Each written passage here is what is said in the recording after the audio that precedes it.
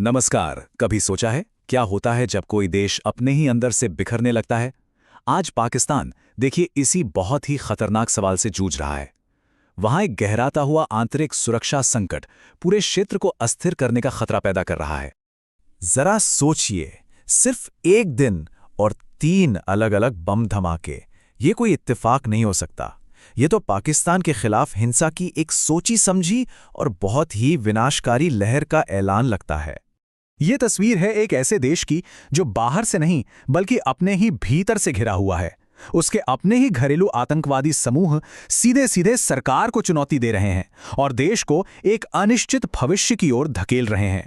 चलिए इन हमलों की दिल दहला देने वाली हकीकत को और करीब से देखते हैं। बाज़ौर में एक आत्मघाती हमलावर ने एक गाड़ी उड़ा दी, 10 सुरक्षाकर्मियों और एक बच्चे की जान चली गई।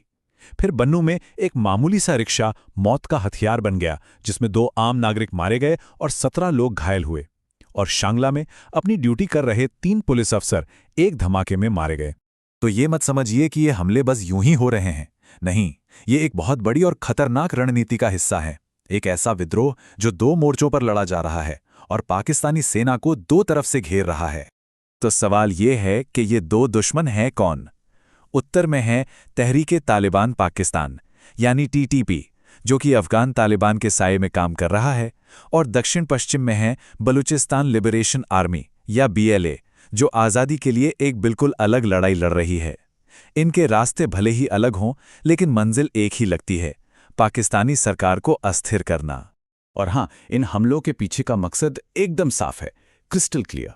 ये एक सीधा संदेश है कि निशाना आम लोग नहीं बल्कि पाकिस्तानी सरकार और उसकी सुरक्षा एजेंसियां हैं। ये तो सीधे सीधे स्टेट के खिलाफ एक खुली जंग है।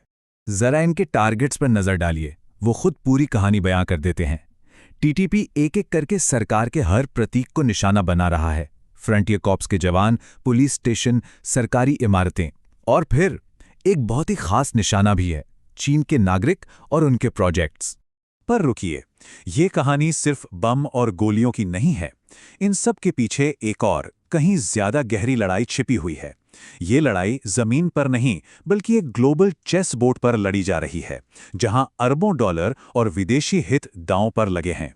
और इस पूरी लड़ाई के सेंटर में है सीपैक यानी चीन पाकिस्तान इकोनॉमिक कॉरिडोर। अब ये सीपैक क्या है? ये अरबों डॉलर का एक बहुत बड़ा प्रोजेक्ट है जो चीन और पाकिस्तान के रिश्तों की रीढ़ की हड्डी है, और बस इसी वजह से ये आतंकवादियों के लिए एक प्राइम टारगेट बन गया है। तो सीपैक पर यह हमला कोई नई बात नहीं है। ये सिलसिला तो काफ़ी समय से चल रहा है। 2021 में दासू प्रोजेक्ट पर एक जानलेवा हमला हुआ, फिर 2022 में कराची यूनिवर्सिटी पर, और इसी साल मार्च में 5 चीनी इंजीनियरों की हत्या कर दी गई।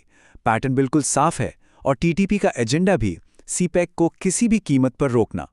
अब सबसे बड़ा सवाल यह है कि आखिर ये सब हो क्यों रहा है, और वो भी अभी? इन हमलों के पीछे की असली वजह क्या है? इसके लिए हमें उस उलझे हुए इतिहास को समझना होगा जो हमें इस मोड़ तक ले आया है। देखिए, पूरी कहानी एक तरह से बदले की कार्रवाई की एक चेन है। आरोप यह है कि पाकिस्तान ने अफगान तालिबान पर लगाम कसने के लिए इस्लामिक स्टेट यानी आईएस का इस्तेमाल किया। आईएस ने पाकिस्तान से ऑपरेट करते हुए अफगानिस्तान में तालिबान के ठिकानों पर हमले किए। इससे तालिबान को यह यकीन हो गया कि इन हमलों में पाकिस्तान का हाथ है, और बस इसी के जवाब में टीटीपी ने अपने तालिबानी साथियों का बदला लेने के लिए पाकिस्तानी सरकार के खिलाफ अपनी लड़ाई और तेज कर दी है। तो इसका नतीजा क्या निकल रहा है पाकिस्तान के लिए? नतीजा बहुत ही खतरनाक है। देश एक ऐसे चक्र में फंस गया है जहां सुरक्षा व्यवस्था ढह रही है, अर्थव्यवस्था पर भारी दबाव है, और कूटनीतिक तौर पर भी वो घिरता जा रहा है। अब इसकी कीमत क्या चुकानी पड़ रही है? बहुत बड़ी। एक तो चीन के प्रोजेक्ट्स रुक गए हैं क्योंकि मजदूरों की सुरक्षा की कोई गारंटी नहीं है। पाकिस्तानी सेना 2 मोर्चों पर लड़ते हुए बुरी तरह खींच गई है। अंतर्राष्ट्रीय निवेश और भरोसा दोनों खत्म हो रहे हैं। और सबसे चिंता की बात यह है कि खैबर पख्तूनख्वा और बलूचिस्तान के कई हिस्सों से सरकार का कंट्रोल खत्म होता जा रहा है। तो आखिर में एक ही बड़ा सवाल बचता है, जैसे जैसे पाकिस्तान के अंदर ये लड़ाई की आग तेज हो रही है, क्या वो अपने मुस्तकबिल को, अपने भविष्य को बचा पाएगा? ये एक ऐसा सवाल है जिसका जवाब शायद आने वाला वक्त ही देगा।